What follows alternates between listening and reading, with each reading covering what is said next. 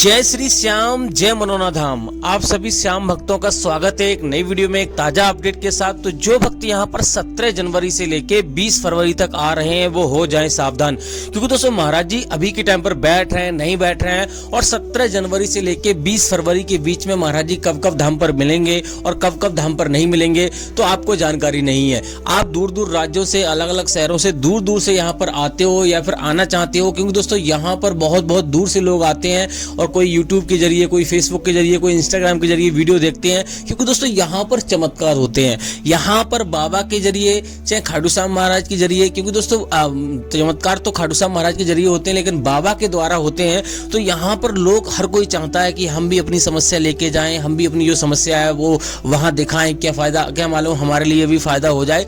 तो बहुत सारे मन में ख्याल चलते हैं और लोग आते हैं, क्योंकि दोस्तों यहाँ पर कल्याण होता है। ऐसा नहीं है कि एक बार कल्याण हुआ, धोखे से कल्याण हुआ, ऐसा नहीं है। यहाँ पर अब तक लगभग मान लो इतनी सालें हो चुकी हैं और इतनी ज्यादा यहाँ पे प्रसिद्धि हो चुकी है, बहुत बड़ा मंदिर हो चुका है, बहुत हर एक चीज अवेलेबल हो चुकी है। तो यहाँ पर ऐसा होता है, तभी यहाँ पे लोग आते हैं। और अलग अलग राज्यों से, यानी दूर दूर 5-5 हजार किलोमीटर से, अलग अलग देशों से भी आते हैं, नेपाल से, भूटान से, बहुत बहुत दूर से लोग आते हैं। और अमेरिका से भी लोग यहाँ पर आते हैं और उनकी समस्या दूर होती है। हर जगह से उन्होंने इलाज कराया, कहीं पे फायदा नहीं हुआ, बहुत 10-10 लाख रुपए लगा दिए इलाज में, लेकिन यहाँ पर आकर वो स्वस्थ होकर चले गए। तो यहाँ पर इतनी ज्यादा प्रसिद्धि है, तो यहाँ पर हर कोई आना चाहता है। लेकिन दोस्तों यहाँ आने से पहले आपको जानकारियां होना जरूरी है कि कितना यहाँ पे खर्चा आता है, कौन सी इसके नजदीकी रेलवे स्टेशन है, सबसे पहले आपको कैसे आना है, ट्रेन से आ रहे हो तो आपको कैसे आना है, अपनी सवारी से आ रहे हो तो आपको कैसे आना है, कहाँ पे आकर दोस्तों यहाँ पे ठहरना है, कहाँ पे फ्री में ठहरना है, कहाँ पे पैसा दे के ठहरना है, कहाँ पे दोस्तों खाना खाना है, कहाँ पे पैसा दे के खाना खाना है, कहाँ पे फ्री में खाना खाना है, और दोस्तों कैसे आपको अर्जी लगानी होती है, कैसे क्या करना होता है जिससे कि पहली बार में फायदा हो जाए। क्योंकि बहुत सारे भक्त यहाँ पर आते हैं, उनको फायदा नहीं हो पाता है, वो कुछ गलतियां कर देते हैं। यहाँ के नियम, कायदा, कानून होते हैं, उनको फॉलो करना होता है, तब जाके फायदा होता है। तो इस वाली वीडियो में आपको सारी महत्वपूर्ण जानकारी हम देने वाले हैं। बस आपको करना क्या होगा, वीडियो को शुरू से लेके अंत तक देखना है, यानी कि पूरी देखना है, काट काट के नहीं देखना है, स्किप करके नहीं देखना है, वरना आपको समझ में नहीं आएगा। अगर आप वीडियो बीच में छोड़ के जाओगे, अधूरी देखोगे, तो आपको अधूरी जानकारी मिलेगी। और यहाँ पर अगर आने की सोच रहे हो तो नहीं आ पाओगे, और आ भी जाओगे तो यहाँ पे समस्याओं का सामना करना पड़ेगा। तो चलिए दोस्तों वीडियो को शुरू करते हैं। सबसे पहले जान लेते हैं आखिर दोस्तों मनोना धाम पड़ता कहाँ पर है। देखो दोस्तों, मनोना धाम उत्तर प्रदेश राज्य के बरेली जिला में पड़ता है और गांव का नाम है मनोना और यहाँ जिले का नाम है बरेली और आंवला इसकी तहसील है। तो सबसे पहले अगर कहीं से भी आ रहे हो, ट्रेन से आ रहे हो, बस से आ रहे हो, किसी से भी आ रहे हो, तो सबसे पहले आपको बरेली आना है। बरेली और आंवला की दूरी लगभग 40 से 50 किलोमीटर की दूरी है। वहां से आप ट्रेन से भी आ सकते हो, रोडवेज बस से भी आ सकते हो और टैक्सी वगैरह भी करके आ सकते हो।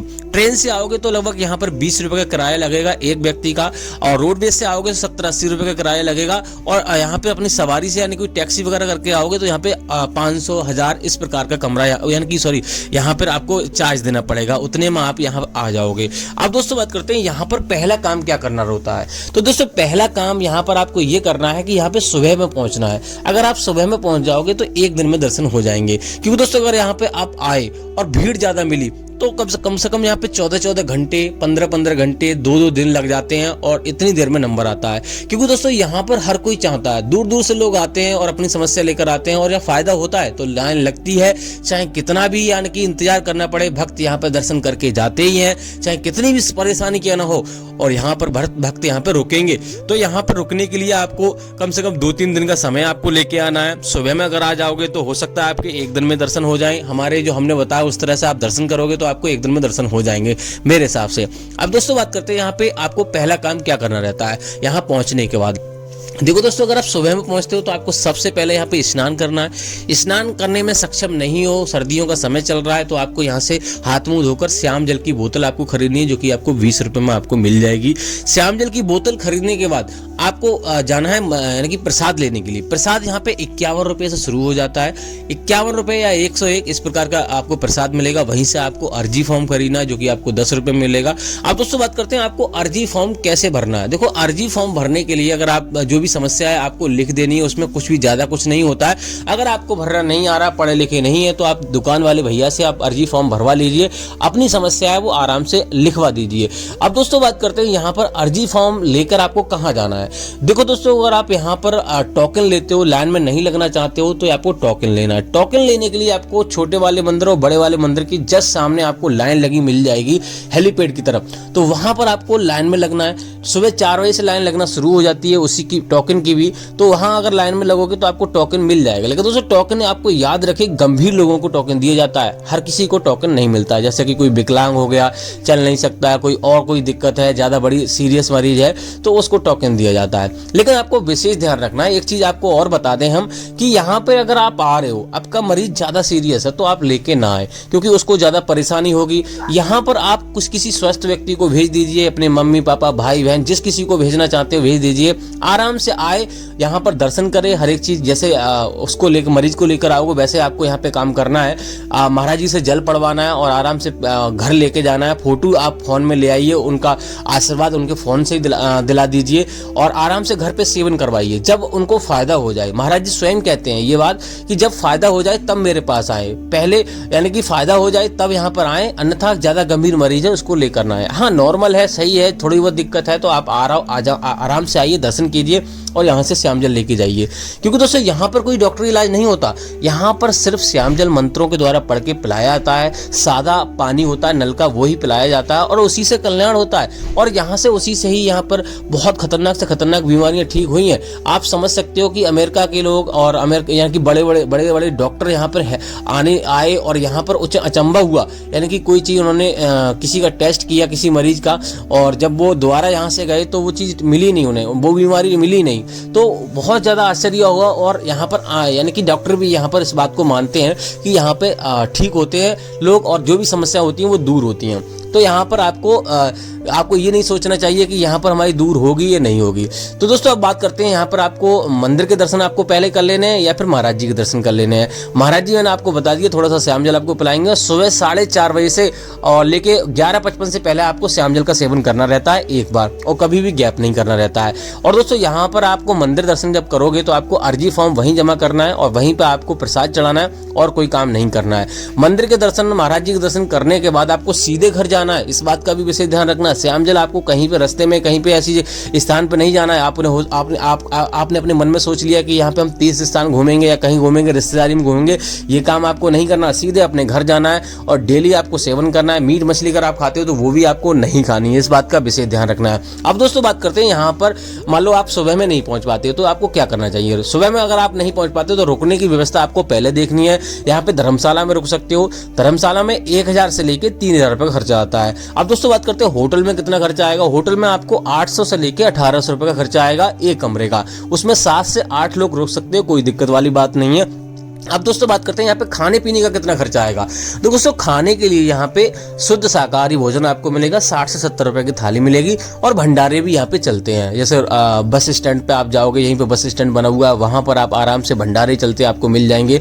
लोग जिन की मनोकामना पूरी हो जाती है वो भंडारे करते आपको मिल जाएंगे, तो वहां पर भी आप खा सकते हो और होटल में भी खा सकते हो। 60 से 70 रुपए से ज्यादा खर्चा नहीं आएगा।